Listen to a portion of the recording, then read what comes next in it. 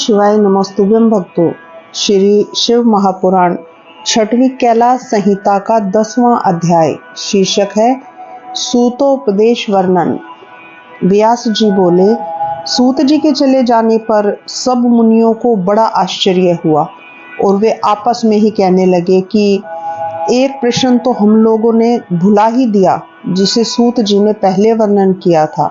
इस प्रकार वे मुनि चिंता करते हुए अपने हृदय में व्यास जी का पूजन कर दर्शन की इच्छा से वहां स्थिर रहे। 1 संवत्सर के पश्चात सूत जी का काशी में फिर से आगमन हुआ।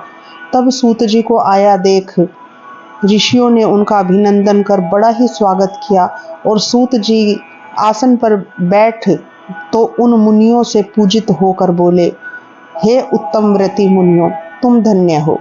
तुम्हारे लिए जिस कारण मैं यहाँ आया हूँ वह वृतांत सुनो।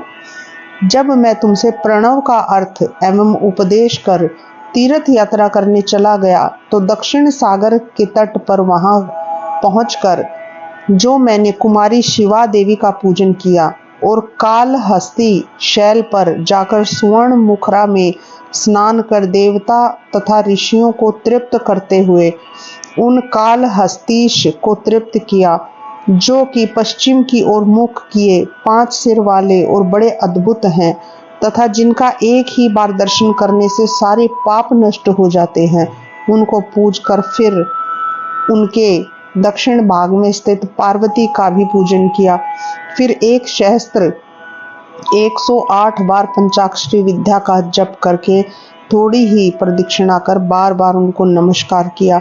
इस प्रकार मैं नित्य उनकी प्रदक्षिणा करते हुए कालहस्ती शैल पर उस क्षेत्र में निवास करने लगा। हे मुनीश्वरों, इस प्रकार मैंने वहां 4 महीने का समय व्यतीत किया। तब ज्ञान रूपी प्रसूनी कालिका महादेवी का प्रसाद मुझे प्राप्त हुआ। मैं शीघ्र ही वहां से उठ शिवा शिव को भक्ति पूर्वक प्रणाम करते हुए गुरु की आज्ञा से उस क्षेत्र से चलकर यहाँ तुम्हारे पास आया हूँ।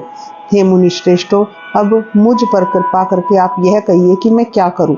सूत जी के यह वचन सुनकर वे श्रेष्ठ ऋषि मन ही मन प्रसन्न हो उनसे बार बार कहने लगे। इस प्रकार श्री शिव महापुराण छठवीं कैलाश संहिता का 10वां अध्याय समाप्त होता है।